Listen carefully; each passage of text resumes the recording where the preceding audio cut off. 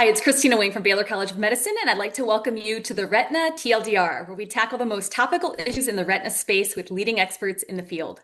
It's my pleasure to welcome here today a colleague and very good friend, Dr. Arshad Khanani, Managing Partner, Director of Clinical Research, and Fellowship Director at Sierra Eye Associates, and Clinical Professor at University of Nevada, Reno School of Medicine. He also happens to be one of the leading clinical trialists in the world, and I always learn from him, so I'm delighted that he agreed to be a guest with us today. Welcome to you, Arshad. Thanks so much for being here.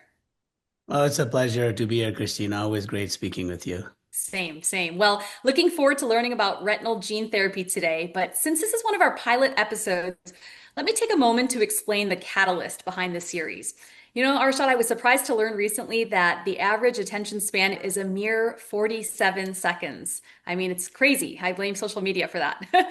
So even though I encourage the audience to tune in for the entire discussion, we're going to start every interview with a TLDR. So Arshad, what's your TLDR?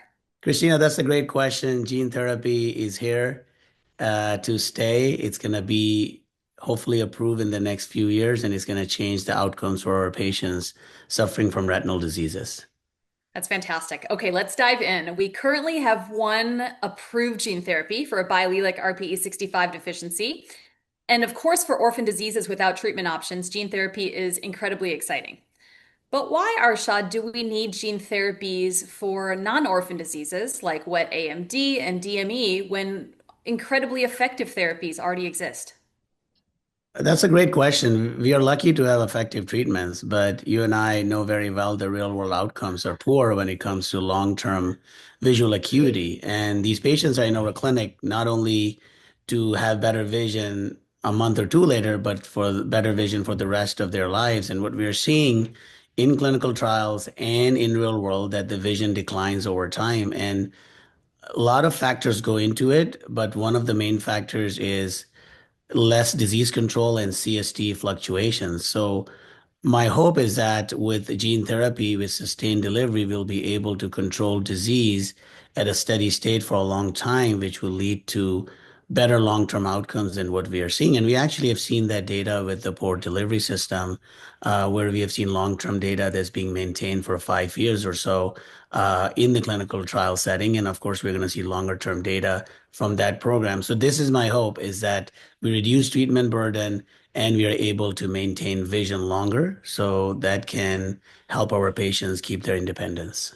Yeah. As you alluded to, there are several key ongoing gene therapy trials right now. ABBV-RGX-314, there's Ixovec 4150, just to name a few, and you're involved with many of them. I'm going to put you on the spot here, Arshad, but which one do you think is the most promising?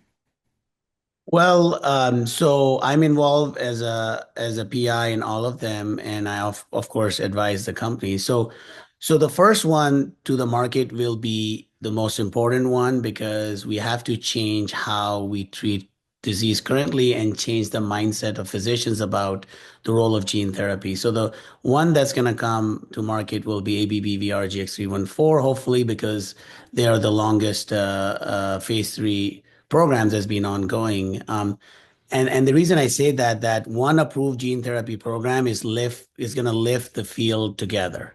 So one gene therapy gets approved, we see the outcomes, we see the adoption, and then after that, our goal is to how can we go better, right? So subretinal surgery obviously is not difficult, but there are barriers to it. But if we get that approved and we have good data in real world, then follow up with something that can be done in clinic, that would be the intravitreal gene therapy programs. And then, of course, suprachoroidal for diabetic retinopathy. But I really want to highlight one thing, Christina, you know better, that any treatment that's going to come to market has to have a good safety profile. And that's the reason the comment you made earlier is important, that why do we need it? Well, we need it to have better outcomes for our patient and reduce treatment burden. But if you have a treatment that's not safe and yeah, treatment burden is down, but there's a lot of visit burden, then that's not going to fly. So I think as a field, we have to look at ways to make gene therapy not only effective, but also very, very safe for our patients. Yeah, it's a fantastic segue because you're right. The reduction in treatment burden that we've seen so far in the studies it's truly been remarkable. So clearly there's an efficacy signal there. But let's chat safety a little bit more for a second. There have been some adverse events noted in all of these studies, as you know, and some have been mild, some have been a little bit more significant. Tell us, Arshad, is gene therapy safe for patients? Well, as I say that there is no free lunch. With power comes responsibility, right? So gene therapy can really control the disease, but we have to be careful with the dosing. And what we have seen is that if you use too high of a dose, you will end up with long-term inflammation. We have seen hypotony with high dose with the XOAC program in diabetic macular edema. So we have to really balance out the efficacy and safety. The subretinal program has been very safe in terms of immune response, but we have seen pigmentary changes where we put the bleb subretinally, and whether that causes any peripheral visual defect or other things, we are still learning about it in a prospective setting in the phase 3 program. In intravitreal gene therapy, what we have seen is we have to use prophylaxis with steroid, and topical works the best. So if you have a 16, 20, or 24-week prophylaxis with steroids and you use much lower doses, the idea is you want the vector to transfect the back of the eye and not the front of the eye, because the more transfection in the front, this will lead to more adverse events long term. So I think as a field over the last decade, Christina, we're able to look at that safety and how we can design programs going forward, and which we have done, where we are able to see a much better safety profile in the ongoing programs that we have used the learnings from the past. So I think we have to be careful that it's a balance of efficacy and safety, and I think we are reaching that. And I think my patients are okay taking steroid drops for 4 or 5 months if it comes with 50% or so chance of not ever getting injections and a treatment burden reduction of 75% or more. So it is going to be one of those things where, as a field, we have to look at the totality of the data and discuss the options with the patients. But yeah, safety is a priority, and I think we are going in the direction of a safe gene therapy as we evolve. Yeah, I appreciate that very balanced perspective. Along those lines, one of the questions that nobody can really fully answer at this point concerns the consequences of constitutively active N protein production. For example, your eye could theoretically churn out anti-VEGF indefinitely with some of these candidates. What are your thoughts on that? Well, I think that's a very good question, but we are actually able to already answer that looking at the port delivery system data. So, of course, fear for me and you and many of our colleagues was, well, if you look at chronic suppression of VEGF, is it going to lead to more atrophy? Are there going to be side effects? Do we need something to turn it off? We know that retinal vascular diseases in most cases are lifetime diseases, especially neovascular AMD, where patients need treatment for a really long time, if not forever. So the port delivery system data actually was very intriguing to me. When I look at the rates of macular atrophy in that trial, it was actually less with sustained delivery than with pulsatile injection. So that is kind of like the proof that we are able to actually lower the rates of macular atrophy. Then the question comes, why do we get macular atrophy? Is it because of peak and trough of VEGF levels? Is it because of reactivation of disease and up and down in CST? So those questions still remain, but at this stage, we are not seeing any side effects of chronic suppression. We also have longer term data from ABBVRGX314 program where we have not seen any safety signals related to macular atrophy or any other adverse event related to sustained delivery. So I think at this stage, I think that issue is not as important as it was 5 years ago, in my opinion. Yeah, thanks. Assuming that we do have an approved gene therapy for wet AMD or DME in the next 5 years, what do you predict the uptake will be like within our community? And in other words, where do you think gene therapy fits into our treatment algorithms? I think, like any other treatment, Christina, initially is going to be used for high burden patients, patients who are needing injections every 4 to 6 weeks, many of them uncontrolled. It will be used as a baseline therapy to reduce the treatment burden. It's not going to cure, many of those patients, but it's going to decrease their treatment burden. I think that's the biggest challenge, Christina. When people think about gene therapy, as you said, we have an approved gene replacement therapy.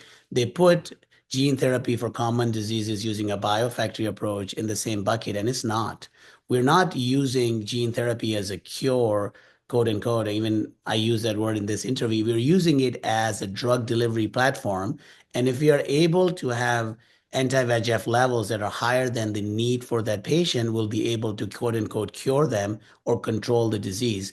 So I think that's something we have to work as a community to educate our fellow physicians as well as payers about that fact that we're going to be decreasing treatment burden in high need patients, and in lower need patients will be able to essentially get rid of all the injections. So the transition will be same as what we have seen before. High need patients, established efficacy, established safety in a real world setting for 6 to 12 months, making sure there's no new safety signals as the gene therapy goes in a larger patient population, and then moving to more fresh or even naive patients. Many of the trials that are ongoing right now are actually including naive patients. The Forefront One study with 4150 is looking at all naive patients. Of course, the patients do get some loading doses of anti-VEGF, but the transition in real world is very different than what we see in clinical trials. So that's what I think. And I think if it's safe and it works, then it's for the broader patient population. It's not for the 10-15%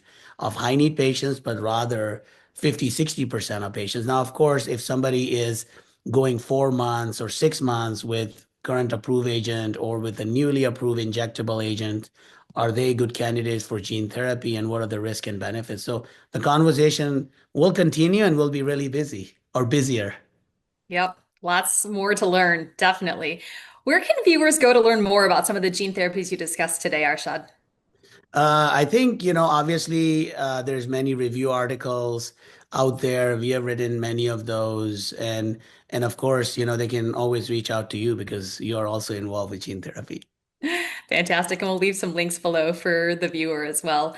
Well, it's a real treat to hear your insights firsthand about a topic that both you and I are very, very passionate about. Appreciate all the terrific work that you do to further our field. And thank you, Arshad, for being here today. Thanks for having me here and really enjoyed our conversations. Fantastic. Well, the Retina TLDR is actually a pilot series, and I'd love to hear if you enjoyed what you just watched. So please reach out via the link below with any feedback. I'm your host, Christina Weng, signing off. We'll see you next time on the Retina TLDR.